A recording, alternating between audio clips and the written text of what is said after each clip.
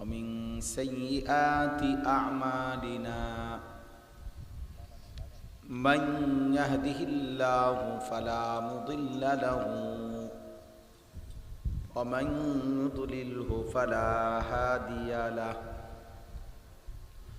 ونشهد أن لا إله إلا الله وحده لا شريك له ونشهد أن سيدنا وحبيبنا ومولانا محمدا عبده ورسوله أما بعد فأعوذ بالله من الشيطان الرجيم بسم الله الرحمن الرحيم تبارك الذي بيده الملك وهو على كل شيء قدير الذي خلق الموت والحياة ليبلوكم أيكم أحسن عملا وهو العزيز الغفور صدق الله مولانا العظيم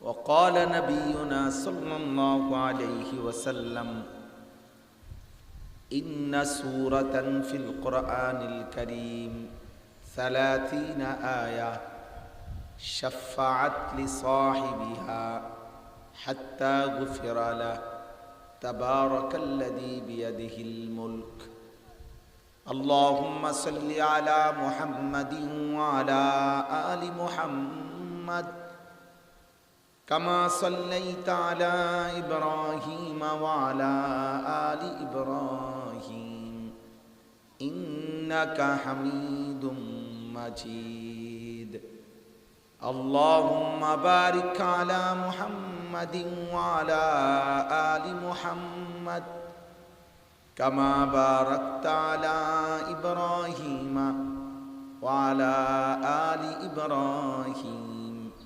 إنك حميد مجيد سبحانك لا علم لنا إلا ما علمتنا إنك أنت العليم الحكيم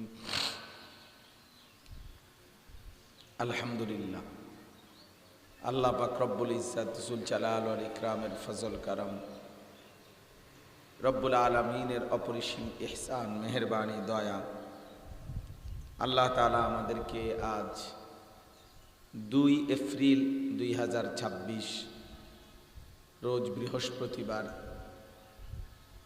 কিশোরগঞ্জ সদর মাইজহাটি মদিনাতুল উলুম মাদ্রাসার উদ্যোগে প্রতি মাসের ন্যায় আয়োজিত মাসিক ইসলাহি মাহফিল আল্লাহ তাআলা আমাদেরকে আসবার বসবার আল্লাহর জন্যই জমা হওয়ার তৌফিক দান করেছেন আলহামদুলিল্লাহ।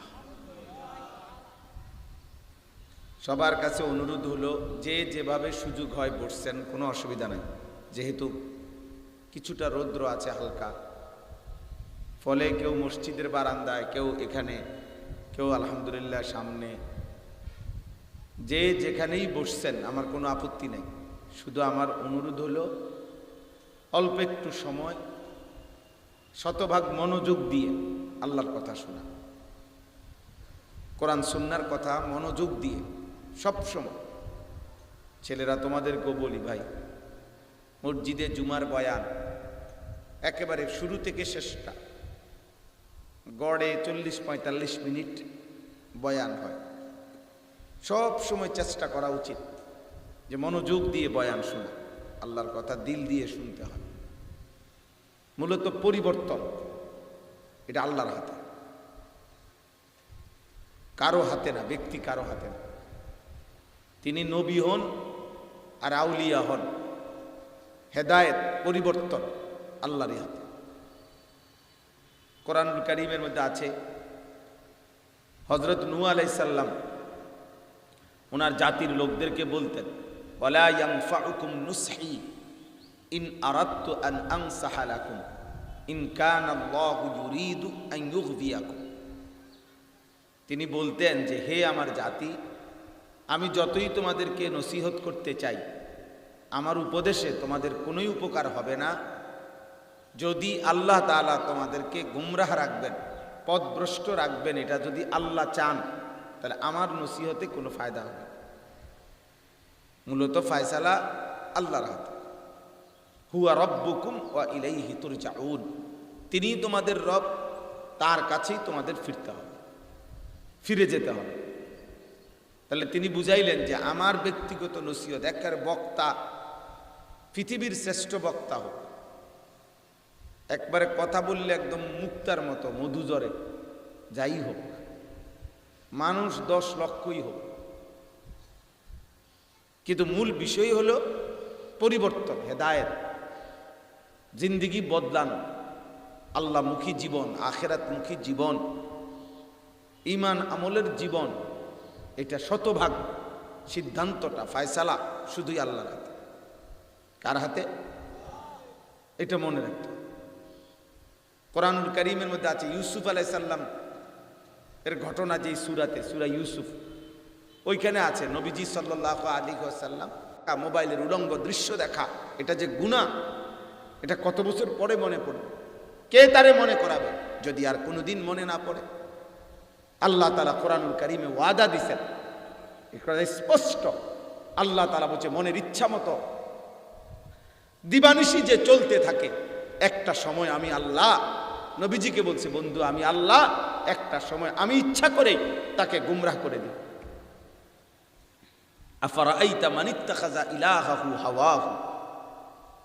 আল্লাহ তাআলা বলে যে তার মনের ইচ্ছাকেই নিজের খোদা বানায় ফেলছে। আমি আল্লাহর হুকুমের কোনো তোয়াক্কা নাই, কোনো পরোয়া নাই, কিসের হালাল হারাম, আমার মনে যা চায় তা, আমার কাছে যেটা ভালো লাগে এটাই ভালো, আমার কাছে যেটা খারাপ লাগে এটাই খারাপ। আল্লাহর বিধান কি আবার, আল্লাহ কি, শরীয়ত কি আবার? হুজুরদের এসব কথা বাদ দাও। আল্লাহ তাআলা বলেন এমন যদি হয় তো একদিন আমি তাকে 3টা শাস্তি দেই। 1 নাম্বার, আমি আল্লাহই তাকে পথভ্রষ্ট করে দেই। ওয়া খাতামা আলা সামইহি ওয়া কলবিহি। আমি আল্লাহ তাআলা তার কান এবং অন্তর মোহর মেরে দিই। ওয়া জাআলা আলা বাসারিহি গিশাওয়া। আর 3 নম্বরে আমি তার চোখের সামনে পর্দা ফেলে দেই। আল্লাহ তাআলা বলেন এবার ফামান ইয়াহদিহি মিন বাদিল্লাহ। বলেন তো বন্ধু, আমি যার কান বন্ধ করে দিলাম, অন্তর বন্ধ করে দিলাম, চোখের সামনে পর্দা ফেলে দিলাম, আমি যারে পথ ভ্রষ্ট করে দিলাম, এবার আমি আল্লাহকে বাদ দিয়ে একে হেদায়েত দিবে কে? কথা বলেন না, কে? আব্দুল কাদের জিলানী, বাইজিদ বুস্তামি, জুনায়েদ বাগদাদি, কে? ফামান ইয়াহদিহি মিন বাদিল্লাহ। আল্লাহর পরে আল্লাহকে বাদ দিয়ে আর কে আছে যে তাকে হেদায়েত দিবে? তাইলে বলেন, যদি কারো গুনাহ এই মাত্রায় গিয়ে পৌঁছে যে আর কোনোদিন আল্লাহ তাকে ফিরতে দিল না, তার পরিণতিটা কি হবে?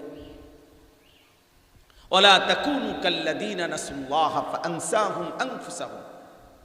আল্লাহ তাআলা বলেন, হে ঈমানদার, আল্লাহকে তোমরা এই পরিমাণ ভুলে যেও না। লম্বা সময় যদি ভুলে যাও, একদিন আল্লাহ তোমাদেরকে তোমাদের নিজের পরিচয় ভুলায় দেবে। আল্লাহ বলেন আমি ভুলায় দেব তোমার আত্মপরিচয়। আত্মপরিচয় মানে তাফসীরের মধ্যে আছে ফাআনসাহুম আখিরাতাহুম, আমি আল্লাহ তার আখিরাত ভুলায় দেব। আর কোনোদিন কবর, মৃত্যু, আখিরাত, পরকাল, হাসরের মাঠ, মিজান, ফুলসেরাত, আমলনামা কিছুই মনে পড়বে না। এগুলো বেহুদা।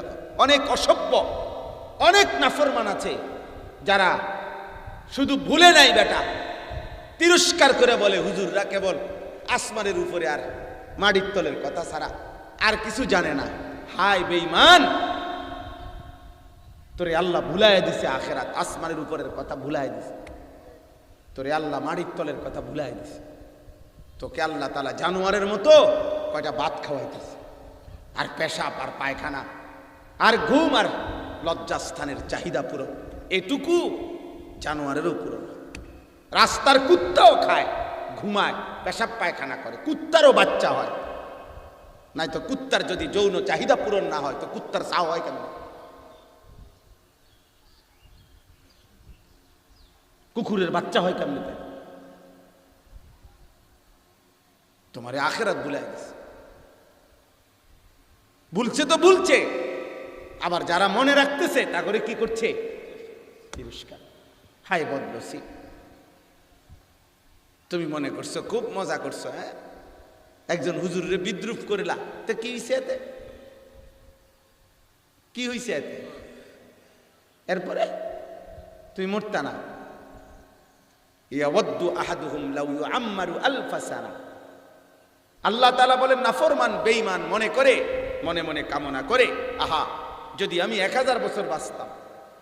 আল্লাহ বলে আচ্ছা নাফরমান দিলাম, ধরে নাও তোমাকে 1000 বছরই আমি থাকতে দিলাম পৃথিবীতে, কিন্তু তুমি শুধু আমাকে বলো বান্দা 1000 বছর পরে হলেও তোমাকে মরতে হবে কিনা? কথা বলে না। 1000 বছর পরে হলেও কবরে যাইতে হবে কিনা? 1000 বছর পরে হলেও তুমি আযাব প্রতিহত করতে পারবে কিনা? 1000 বছর পরে কবরের আযাব থামাইতে পারবেন? তো আল্লাহ তাআলা বলেন কাজেই তাহলে লম্বা হায়াত নিয়ে লাভ কি?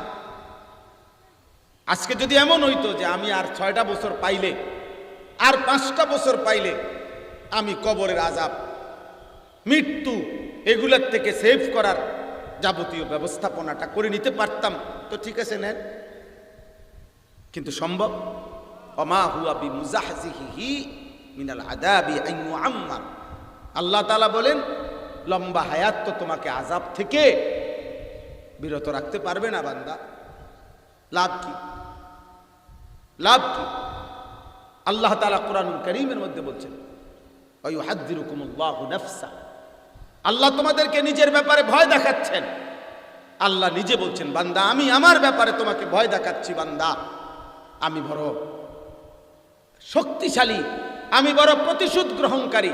আল্লাহু আজিজুন যুনতিকাম, আমি প্রচন্ড ক্ষমতাধর, আমি কিন্তু প্রতিশোধ গ্রহণকারী।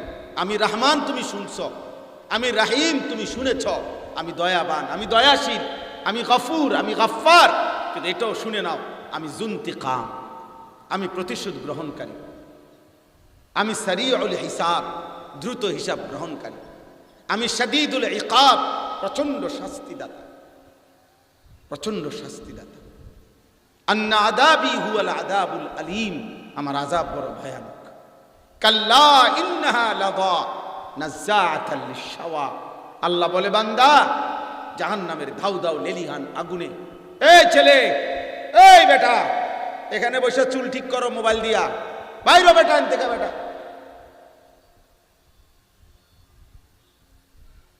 ওঠ বেটা এখান থেকে বেটা, তোর মতো গাফেল না শুনলে অসুবিধা নাই বেটা, ফালতু কোথাকার। জি আল্লাহ তাআলা বলেন নাযাআতাল লিশাওয়া, 1 সেকেন্ডের জাহান্নামের আগুন বান্দা, প্রথম সেকেন্ডেই নাযাআতাল লিশাওয়া তোমার সারা দেহের চামড়া খসে ফেলবে, একদম ভুনা বানায় ফেলবে। মশবি অর্থ ভুনা, ফ্রাই করে ফেলবে 1 সেকেন্ডে। তুমি কি খামখেয়ালি মনে? কোরআনুল কারীমের আয়াত, এটা যদি পৃথিবীর কোন বেঈমানের, কোন কাফের মুশরিকের গবেষণাতে হতো, কোরআনুল কারীমের একটি অক্ষর ভুল, অযৌক্তিক, অপ্রাসঙ্গিক প্রমাণিত হয় নাই বেটা। তাহলে তো কোরআনুল কারীমের আয়াত। আজকে যদি এমন হইতো যে বৈজ্ঞানিক আধুনিক গবেষণায় কোরআনের তথ্য ভুল প্রমাণিত হয়েছে, হয়েছে কোথাও, তাহলে খামখেয়ালি মনে করেন কেন? আজকে এটা যদি মেম্বার চেয়ারম্যানের হুমকি হইতো, তাইলে না আপনি বলতে আর যা বেড়া তোর মতো মেম্বার বেড়া ইতান আমরা গণিনি বেড়া, তোর মতো চেয়ারম্যান গণিনি বেটা, আমরা গণার ধরিনি বেটা, গণনের টাইম আছে নি বেটা। এটা তো দুনিয়ার কারো ব্যাপারে কেউ বলতে পারে কেউ। আল্লাহ তাআলা আযাবের কথা বললে ওইটাকে তুমি এরকম উড়াইয়া দিবা, তো সেই ক্ষমতা তোমার আছে? ফাআনযারতুকুম নারান তালাযযা, আল্লাহ বলে ফাআনযারতুকুম, আমি আল্লাহ তোমাদেরকে ধাউ ধাউ লেলিহান অগ্নি শিখার ভয় দেখাচ্ছি। আমি বলছি বান্দা, আমি কথাটা আমি বলছি, জাহান্নামের আগুনের কথা আমি বলছি। আল্লাহ বলছে ওমা আদরাকা, সূরা হুমাযা, মানে এটার কি না, মা ওমা আদরাকা মাল হুতামা। আল্লাহ বলছে বন্ধু জানেন হুতামা নামক জাহান্নামটা কেমন?